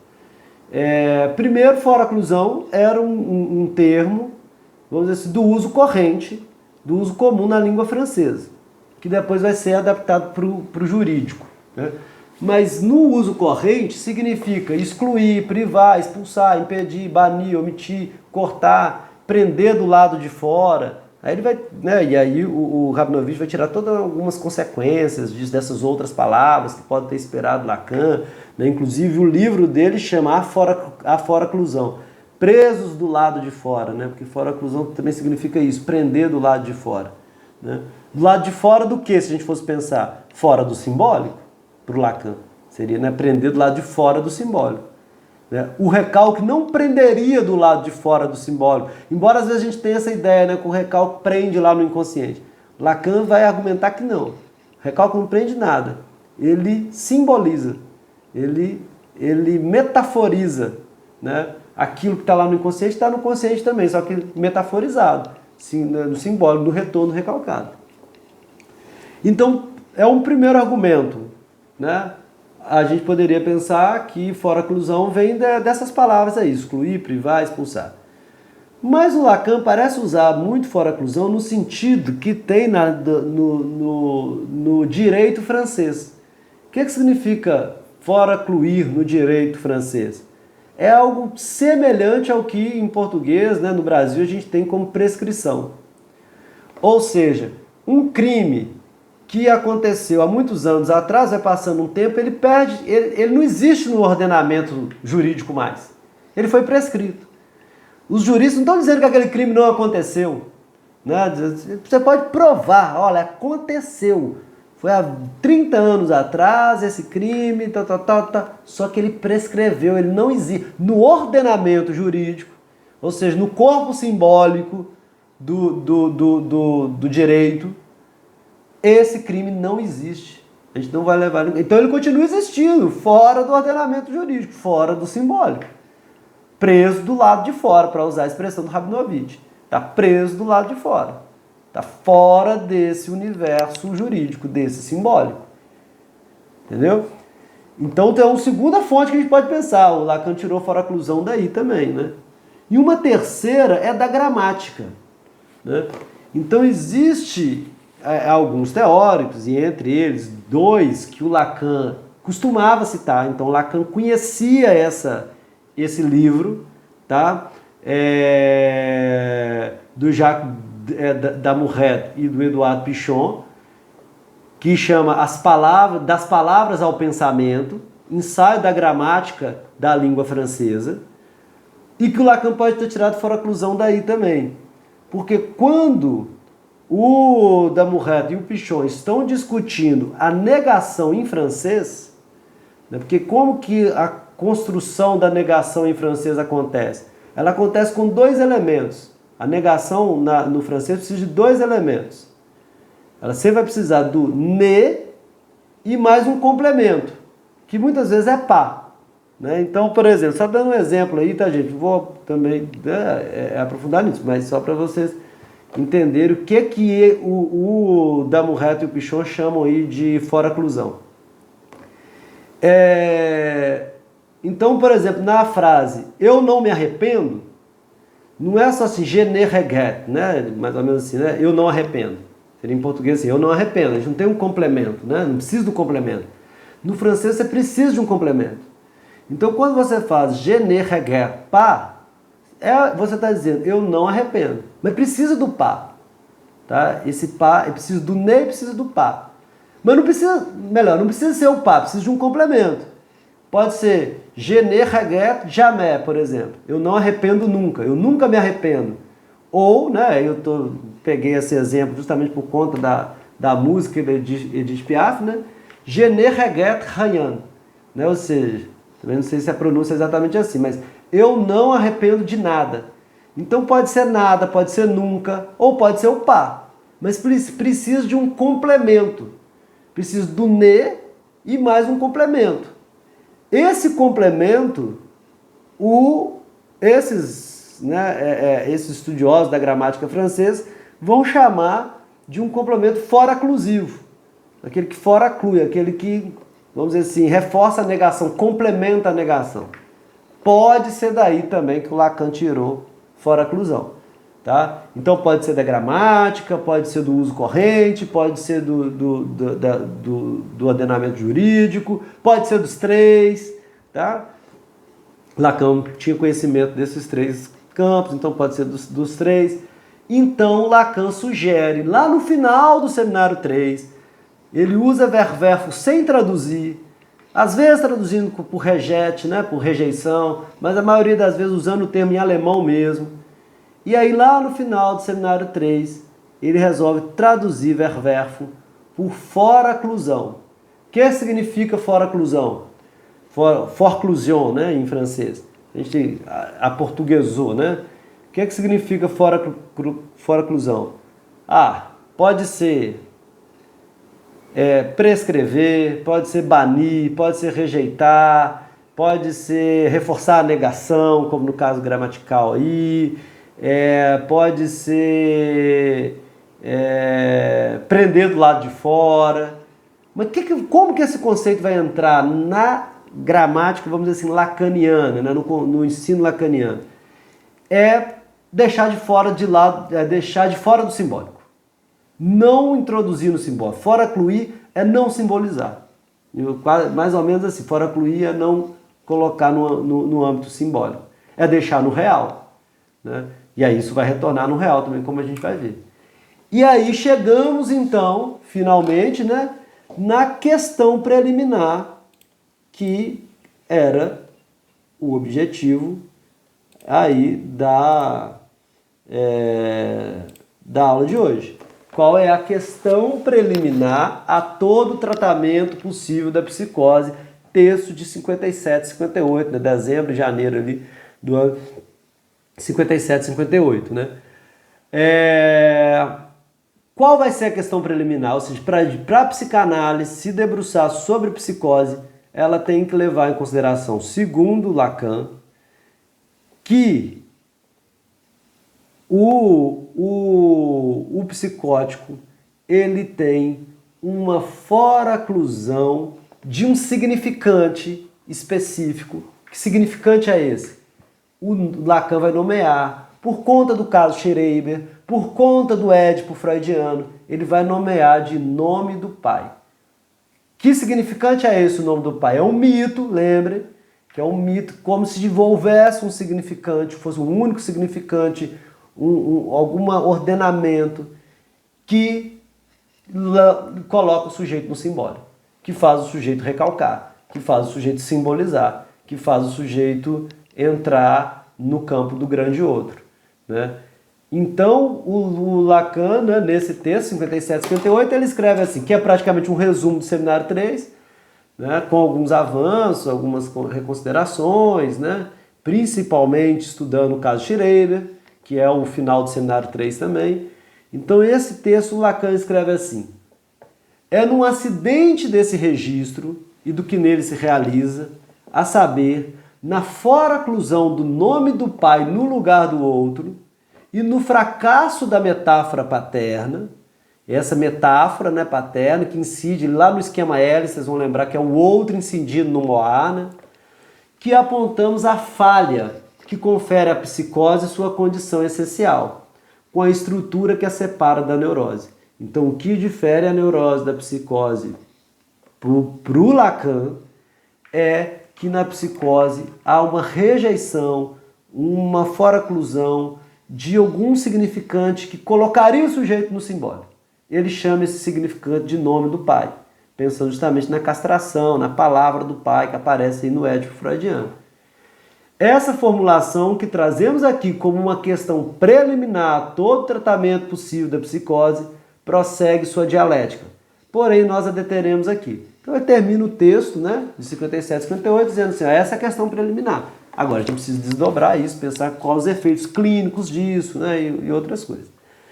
Então, em última instância, o que a gente está trazendo aqui é que para o Lacan, a teoria primeira da psicose, o Lacan vai falar sobre psicose até lá, né, nos últimos seminários dele, Joyce, por exemplo, né, e eu não vou chegar até lá, né, os nós borromeanos e tudo.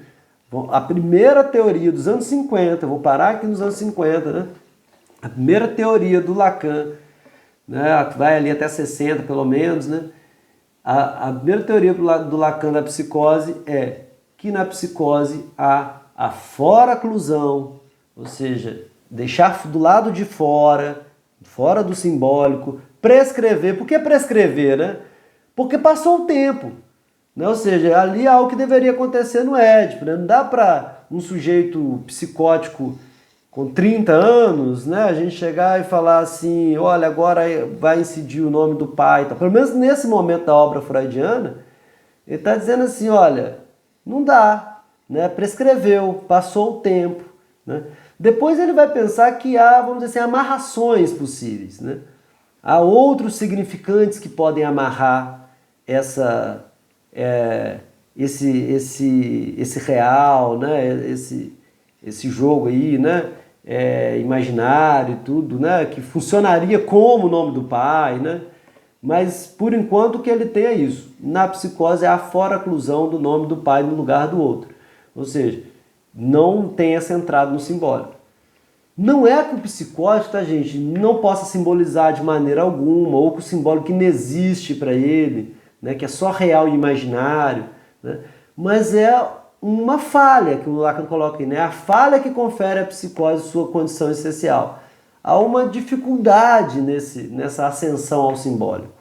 Tá? Então o psicótico passeia mais ali mesmo, no real do surto, no imaginário, né, das construções, por exemplo, paranoicas, que ele faz de si mesmo. Né? E o tratamento precisaria contar com isso. E essa lei, esse nome do pai, esse significante primordial, ele é que vai, a entrada dele é que amarra, é que serve, como diz Lacan, de um ponto de basta. Né? Lacan vai usar muito essa expressão aí no seminário 3, que é o ponto de Capiton, o ponto de basta, o ponto que amarra essa rede de significantes que aparece, por exemplo, na psicose de forma confusa, com fuga de ideias, né? As fugas de ideias, como é que fala? O sujeito vai falando, ligando uma coisa na outra, né? A associação, quando a gente fala de associação livre, né? A gente pode pensar que alguns psicóticos, exatamente, eles fazem isso, né? Associa livremente, uma coisa liga a outra, né? Tem uma desassociação do pensamento, né? Todos esses elementos da psicose mostram justamente que não tem um ponto de basta, que não tem uma amarração, ou que é difícil fazer essa amarração. Muitas vezes o psicótico faz, pela via da arte, a gente falou aqui até pela justiça, pela lei, por uma figura que chega e ordena, faz, ou seja, serve como metáfora, né, do nome do pai. Isso que Lacan chama de metáfora paterna. Né?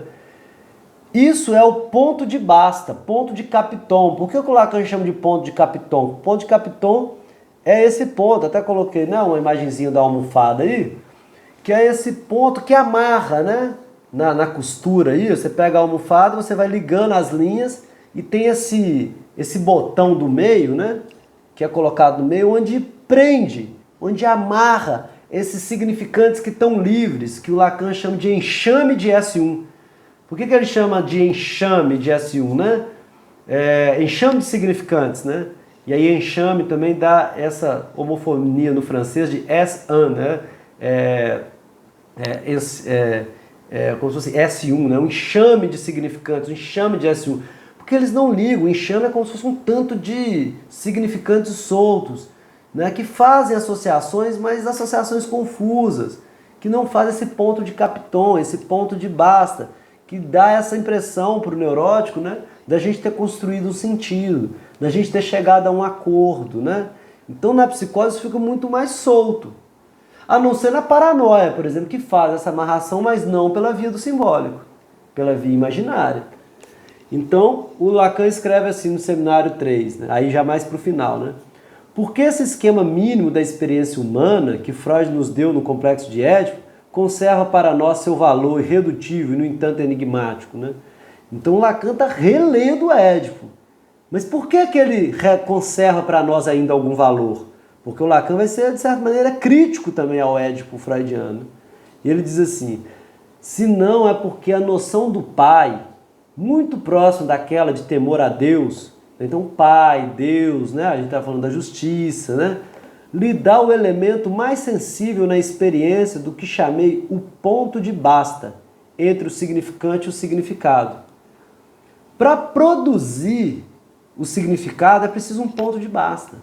Se eu digo para vocês, se vocês me perguntam o que é fora-clusão, e eu começo a falar tudo que me vem à cabeça, associando, de repente estou em outro lugar, mudei de assunto, etc. Se eu não tenho um ponto de basta, alguma amarração mínima que seja, né? A coisa fica sem significado, né? Ela fica desordenada, né? Então isso que o Lacan chama de ponto de basta. Esse ponto de basta seria dado justamente pelo significante primordial, que ele chama de nome do pai. Isso é o que não acontece na psicose. E aí, para a gente fechar, eu acho que é interessante, né? O que o Lacan coloca aí também, já bem assim, né?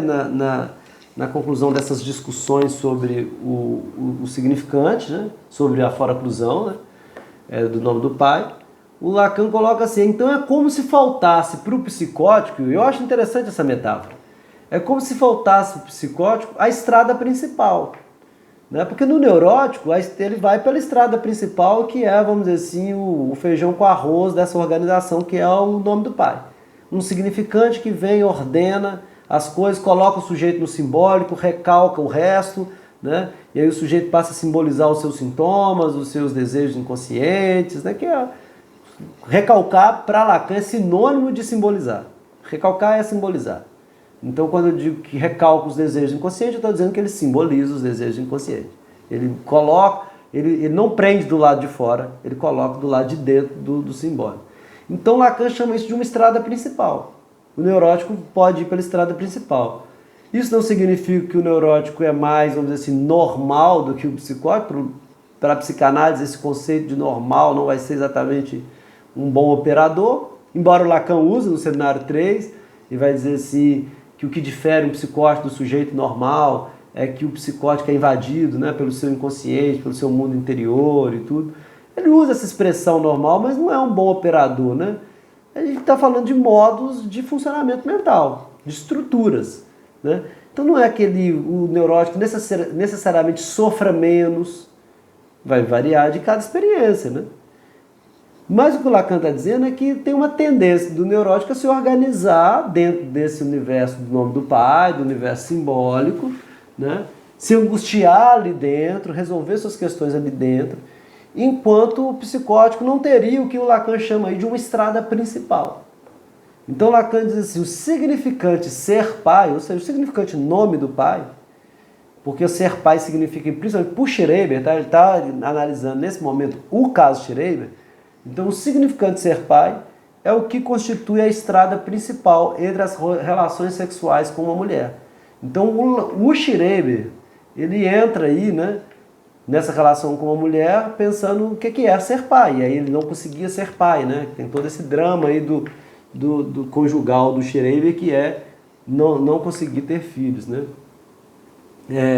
Se a estrada principal não existe, a gente se vê diante de um certo número de pequenos caminhos elementares. Então, para o Lacan, o psicótico vai lançando mão de caminhos elementares, jogos imaginários, as próprias alucinações às vezes dão uma dica, o Schreiber ter chegado, né, nessa solução que ele é a mulher de Deus, né? Então, o Schreiber ter chegado nessa solução que ele é a mulher de Deus foi por caminhos elementares, né? Que ele vai construindo o seu próprio caminho. É como se fosse assim, tivesse uma estrada principal e o psicótico tivesse que entrar na mata e fazer seu próprio caminho. Por isso que a sua construção egóica, ela é muitas vezes bizarra, né? Nos causa estranhamento, assim, né? Fala, nossa, é mulher de Deus, né? Schreiber é mulher de Deus, isso não é muito social, né? A realidade é uma realidade associal, para usar um raciocínio do Jasper, né? Então, ali onde não há estrada, as palavras escritas aparecem nos letreiros. Talvez seja isso a função das alucinações auditivas verbais. Então, olha que interessante, Lacan está pensando que as alucinações, de repente, quando Schreiber escuta, né, uma voz chamando ele de Luder, né, que uma das traduções precisa é puta, né, é como se fosse um letreiro, assim, ó, vai por aqui, ó, você tá, né, alguma coisa que não foi simbolizada. Né? E aí ele escuta aquilo real, né? E aí ele faz um tratamento imaginário. Eu sou puta? Não sou puta? Luto com isso? Não. Ele está me chamando de puta porque eu sou mulher, mas na verdade sou mulher de Deus e vou repovoar o mundo. Então é um caminho elementar, não é pela via principal, né? Então são as metáforas, os arranjos que cada psicótico vai fazer. Então num tratamento com a psicose, a gente precisa apostar nesses caminhos elementares. Então a gente não vai sair dispensando o delírio, dispensando as soluções mais bizarras, mais estranhas que o sujeito arranja. Também não significa que a gente vai aceitar todas, mas a gente vai dar margem para ouvir, para ajudar o sujeito, né, nessa construção de um caminho elementar, que não vai ser o caminho simbólico do nome do pai. O Lacan, ele usa uma expressão muito interessante, que é o secretário do alienado. Essa expressão, ela é uma expressão, né, dos alienistas franceses, né, na época, isso coisa, né, claro que não é a melhor nomenclatura, né, chamar os psicóticos de alienados, né, mas era a nomenclatura da época, lá antes né, até do Lacan, né, na época do Lacan, né, de chamar os psicóticos, os internos, os hospitais psiquiátricos de alienados e os psiquiatras, os alienistas, né? Aqueles que cuidam dos alienados. Né? E existe uma crítica aos alienistas, que é o seguinte, olha, o psiquiatra não faz nada. O psiquiatra não pode fazer nada com os alienados, né? Com os psicóticos, com os loucos, né? E a gente tem que lembrar que nessa época também não tinha medicamento, né? Tem toda uma estrutura também muito mais precária para a psiquiatria, né? Que hoje conta com ferramentas pro bem e pro mal, né? A gente pode questionar essas ferramentas, mas ferramentas muito mais avançadas em termos tecnológicos. Então existia uma crítica aos alienistas de que eles não faziam nada. Na verdade, eles eram secretários dos loucos, né? Dos alienados. Esses alienistas são só os secretários. Eles ficam ali ajudando os loucos, alguma coisa assim. O Lacan, ele vai dizer, no seminário 13, assim, é isso mesmo que a gente tem que ser. É isso aí que todo mundo está criticando lá, é isso que o analista tem que ser. Só que ele tem que encarnar de fato esse secretariado. Né? O que significa ser secretário do alienado? Né? O secretário do psicótico? Né? Não significa exatamente não fazer nada, ou arrumar, sei lá, né, só o dia a dia ali do psicótico. Secretarial alienado, ou psicótico, na verdade, né, significa para Lacan, assim, ser aquele sujeito que, primeiro, não vai organizar para ele, né, porque o secretário faz mais ou menos isso, né, o secretário não chega e monta a agenda e faz tudo, entrega tudo pronto, né? O secretário, uma secretária, pensando mesmo na função, né? Do trabalho, né? De alguém que faz uma secretaria, né? Ele organiza algo, né? Ele, vamos dizer assim, auxilia. Ele não organiza para o sujeito, né? Assim, organiza no sentido de impõe. Né? Não é o secretário que impõe, vamos dizer assim, para um patrão. Né? Ó, você tem que fazer isso, tem que chegar a tal hora. Tudo bem, pode ter alguns secretários que agem dessa maneira. Mas, em geral, o secretário é aquele que vai ajudar seja o patrão, a patroa, ou o governador, né? No caso do secretário, ou o prefeito, no secretário de saúde, não sei o quê. É aquele que vai, né, auxiliar a ação, a organização desse sujeito. Né? Então, o secretariado do psicótico é mais ou menos assim: primeiro, apostar nas invenções dele e fazer vamos dizer assim, algumas amarrações, algumas ponderações, dar alguns contornos a que ele fazer. Então, por exemplo, a gente tem no Brasil o caso da Nilce da Silveira, né? A Nilce da Silveira, ela atua ali como uma espécie de secretária daqueles psicóticos, né? Ou seja, ela vê ali um potencial artístico e tudo, ela arranja tela, arranja tinta, mas ela não vai lá e pinta e diz, ó, agora eu quero que todo mundo pinta tal coisa, né? Então ela vai, o arcebispo do Rosário, né? O arcebispo do Rosário fica trancado no quarto, aquela coisa toda. O acolhimento que ele vai receber não é de impor para ele, ó, isso tudo que você está falando é uma bobagem, é um delírio, né? Ele vai fazer uma espécie de...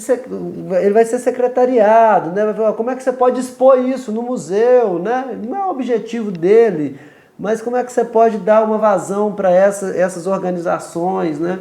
O arcebispo do Rosário faz isso, né? Como se fossem amarrações, né? Amarrando uma fita, um manto e não sei o quê. Algo do inconsciente que está solto e vai fazendo essas amarrações. Então, eu acho que essas apostas são muito interessantes na arte, né? Oficinas, o acompanhamento terapêutico. Então, eu acho que a vertente que a psicanálise poderia colaborar, então respondendo um pouco a sua pergunta, né? Seria mais ou menos por aí, de fazer o secretariado do alienado, entendeu? Que é o que o Schreiber fez, por exemplo, quase que sozinho, né? A escrita foi o secretariado do Schreiber, né? Permitirem ele escrever. Talvez seja só isso. Bom, e aí é isso. Então a gente finaliza, né, com esse quadrinho aí. O Lacan vai pensar, né, esse jogo de estruturas a partir mais ou menos dessa dinâmica que eu coloquei nesse quadro aí para vocês. Então a gente tem, na neurose, a gente tem um tipo específico de defesa que o Lacan vai chamar, né, vai resgatar em Freud, né, que é a Verdrag, que é o recalque. O que é o recalque? O recalque é como se fosse, mais ou menos assim, né, trocar uma representação por outra, uma metáfora. Né? Essa representação inicial ela fica, entre aspas, como se fosse no inconsciente, mas ela é representada, né, no simbólico. Então aquilo que foi, vamos dizer assim, rejeitado, entre aspas, né, ele na verdade ele não é de todo rejeitado, ele é substituído. Então ele retorna no simbólico através do sintoma. Tem o fenômeno aí do sintoma. Né? O que aconteceria na psicose? Para Lacan, na psicose, o que acontece não é uma Verdrag, não é um recalque, é uma foraclusão, é ververfo, né, de um significante específico que não permite o sujeito, então, recalcar, ou seja, não permite o psicótico simbolizar as suas pulsões, por exemplo, do id, né? Então ele não simboliza essas pulsões através de sintomas. Ele rejeita essas sintomas, rejeita o sentido de prender do lado de fora. Do lado de fora do quê? Do universo simbólico. Ele não simboliza, em outras palavras. Então aonde que retorna isso? Porque não significa que essa pulsão morreu, que ele rejeitou essa pulsão sumiu. Não, essa pulsão ela reaparece no real. E aí, por exemplo, no fenômeno da alucinação. Ele escuta o próprio inconsciente, se a gente pudesse dizer assim, né? Então ele não simboliza, está ali no real, nas vozes, né? Tem alguma coisa de simbolização, porque são palavras, né? Muito precário, né? Aparece de forma real, ele realmente escuta aquilo. Né? Então não é uma simbolização, não é uma metáfora, né? Então o retorno da psicose é no real. Bom, eu não vou entrar aqui, mas também não poderia deixar de mencionar, né? Porque quando Lacan faz essa divisão das estruturas, ele também aborda a perversão. Embora bem menos do que a psicose, mas aborda a perversão. Né? Um debate até, né, vamos dizer assim, complexo, extenso, que eu não teria condição de trazer hoje para vocês. Mas seria um outro tipo de defesa. A defesa na perversão, o Lacan pega lá em Freud a palavra em alemão é Verleugnen, né? Que é o desmentido, a negação, né? E aí a perversão seria mais ou menos assim, o sujeito recusa, né? Ele viu, ele sabe, né? O exemplo que o Freud vai dar lá é da castração mesmo, né? Então tudo isso o Freud vai discutir principalmente em torno da castração, o Lacan vai recuperar isso em torno da castração. Então é como se o perverso visse a falta do pênis, por exemplo, na mãe, né? Ou seja, se deparasse com a castração. Mas ele nega ela. Né? Ele não substitui simbolicamente só, ele não recalca e nem rejeita. Né? Mas ele vê e nega. É como se assim, ó, isso não existe, eu coloco... É como se fosse... Eu coloco uma outra coisa no lugar para tampar essa falta, que é o fetiche. Então eu coloco o pé, sei lá, né? Então não tem o pênis, mas eu coloco uma outra coisa que tampa essa falta. Eu não reconheço a falta, né? Eu nego nesse sentido, como se fosse, sou assim, como se fosse um pouco mais consciente do que o neurótico, né? O neurótico recalca no sentido de simbolizar, retorna no simbólico, troca, mas sem se dar conta disso, assim, né? É como se o perverso tivesse visto e negado por si só, assim, né? De, ó, não, vou colocar uma outra coisa nesse lugar e tampar essa falta não existe, pronto, não quero lidar com ela, né? E coloco um fetiche, alguma coisa que tampa essa falta. Mas é claro que, né, de uma maneira bem precária que eu estou trazendo, né? É uma discussão densa, assim, eu acho até muito problemática, até esse conceito de perversão em psicanálise, eu acho um conceito bastante complexo, assim, bastante problemático mesmo, né? Até pensando na eficácia desse conceito, né? Da gente pensar as estruturas perversas na clínica, né? A clínica da perversão, enfim, teria até que estudar mais para a gente fazer essa discussão. Mas também não queria deixar de citar ela, né, já que ela está aí no jogo de estruturas que o Lacan está estabelecendo aí nos anos 50. Ok? Então é isso, né? A tese, vamos dizer assim, do Lacan, né, que vai aí de 32 até os anos 50, vai passar do estágio do espelho, pelo buquê invertido, pelo esquema L, chegar no seminário 3, para justamente traçar essa hipótese, né? De que o que distingue a psicose de uma neurose é a fora-oclusão de um significante específico, que é o significante nome do pai.